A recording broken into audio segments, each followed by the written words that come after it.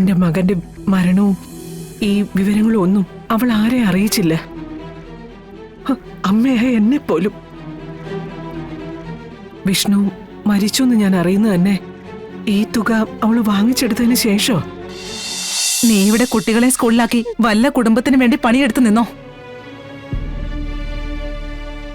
അവിടെ ഒരാള് പാതി ചത്ത് മരിച്ച് ജീവിക്കുകയാണെന്ന കാര്യം നീ അറിയുന്നുണ്ടോ? അല്ല, എന്താ ഉണ്ടായത്? മഹേന്ദ്ര സാറിന് സുഖമില്ലാതായി കുഞ്ഞ്.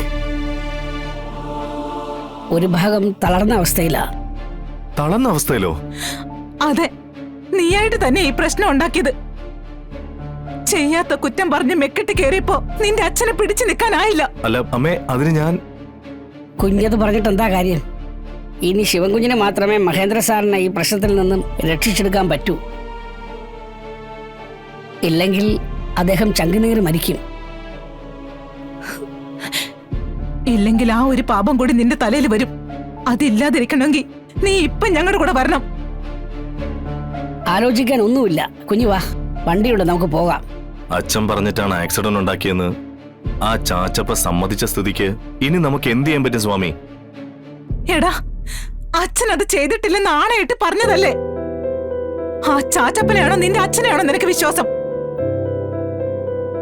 എടാ, അച്ഛനെ നിനക്ക് അറിയില്ലേ? ചെയ്തിട്ടുണ്ടെങ്കിൽ ചെയ്തിട്ടുണ്ടെന്ന് ആരുടെ മുഖത്ത് നോക്കി പറയും. അതെ, എനിക്കുറപ്പുണ്ട് നിന്റെ അച്ഛൻ ഇതിൽ നിരപരാധിയാടാ. അമ്മേ, ഞാൻ... ശിവൻകുഞ്ഞ് സംയമനത്തോടെ കേൾക്കുമെങ്കിൽ ഞാനൊരു കാര്യം പറയാം.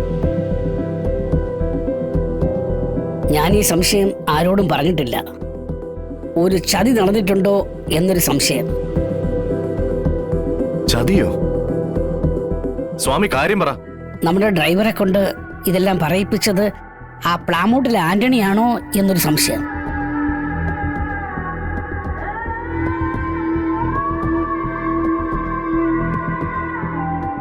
അവർ തമ്മിൽ ഈ അടുത്ത ദിവസം സംസാരിച്ചു നിൽക്കുന്നത് നമ്മുടെ ഒരാൾ കണ്ടിരുന്നു. സംശയമാണ്.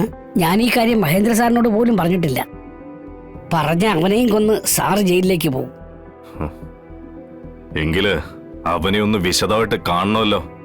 ശിവ, ഞാൻ കുട്ടികളെ സ്കൂളിലേക്ക് കൊണ്ടുപോയിക്കളാം. ശിവൻ അച്ഛൻ്റെ അടുത്തേക്ക് ചെല്ല. ഈ സമയത്ത് അച്ഛനതൊരു ആശ്വാസമായിരിക്കും. എന്നാ പിന്നെ ഞാൻ പോയിട്ട് വരാം. അങ്കിളെ, ഞങ്ങൾക്ക് അങ്കിളിന്റെ കൂടെ വന്നാ മതി. പപ്പി, എനിക്കൊരു അത്യാവശ്യം വന്നോണ്ടല്ലേ. മക്കള് അമ്മയുടെ കൂടെ പോയിട്ട് വാ, കേട്ടോ? പോവാം. കാര്യങ്ങൾ ഇങ്ങനെയാണെങ്കിൽ നീ കൂടെ വരണം. വാ. മോളെ, നടക്ക്.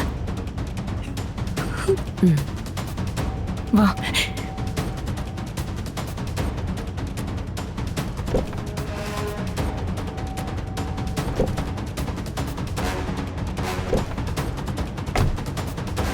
കേറ്.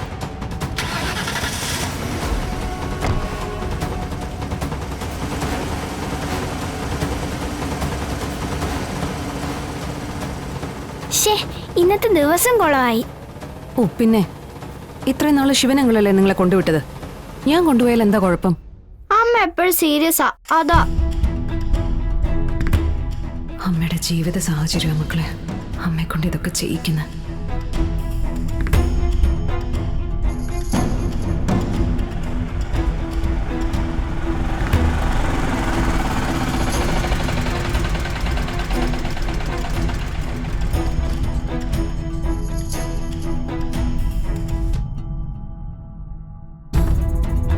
എന്താ?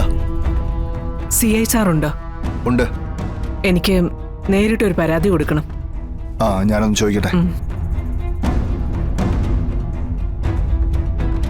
സത്യമേ, ഒന്നുകൂടെ ആലോചിച്ചിട്ട് പോരെ? നല്ലതുപോലെ ആലോചിച്ചിട്ട് തന്നെയാ. എന്റെ സങ്കടം നിനക്കറിയില്ലല്ലോ. വിഷ്ണു നിന്നെ അനിയനെ പോലെയല്ലേടാ കണ്ടത്. സത്യമേ, ഞാൻ...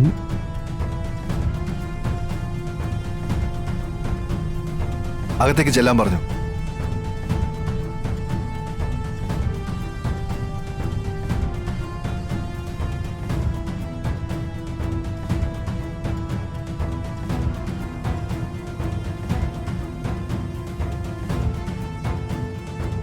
ആ ഇരിക്കൂ.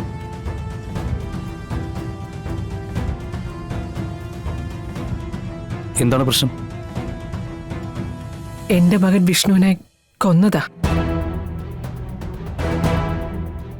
അത് ചെയ്തത് അവന്റെ ഭാര്യയും കളക്ടറുമായിട്ടുള്ള ശാലിനിയാ.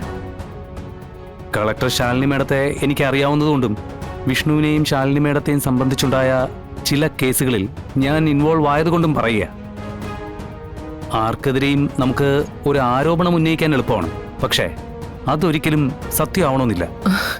സർ, തെളിവുകൾ എന്റെ കയ്യിലുണ്ട്. വിഷ്ണുവിന്റെ മരണശേഷം അവളുടെ അക്കൗണ്ടിലേക്ക് വന്നത് വിഷ്ണുവിന്റെ ഇൻഷുറൻസ് തുകയായ 30 ലക്ഷം രൂപയാ.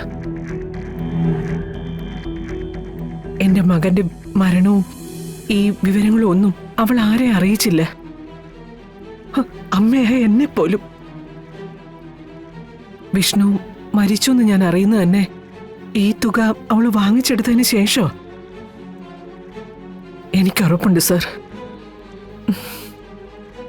എന്റെ മകന്റെ ഈ 30 ലക്ഷം രൂപ തട്ടിയെടുക്കാൻ വേണ്ടി തന്നെയാ അവൾ എന്റെ മകനെ കൊന്നിരിക്കുന്നത്. വിഡ്ഢിത്തം പറയരുത്. കളക്ടറായ ശാലിനി മേഡത്തിന് 30 ലക്ഷം എന്ന് പറയുന്നത് വലിയൊരു തുകയൊന്നുമല്ല. ഈ ഒരു തുകയ്ക്ക് വേണ്ടി സ്വന്തം ഭർത്താവിനെ കൊന്നു എന്ന് പറയുന്നതിൽ ഒരു വിശ്വസനീയതയില്ല. പിന്നെ സംഭവിച്ചത് ഇതൊന്നുമല്ല. വേണ്ട സർ, സാർ അവളെ ന്യായീകരിക്കണ്ട.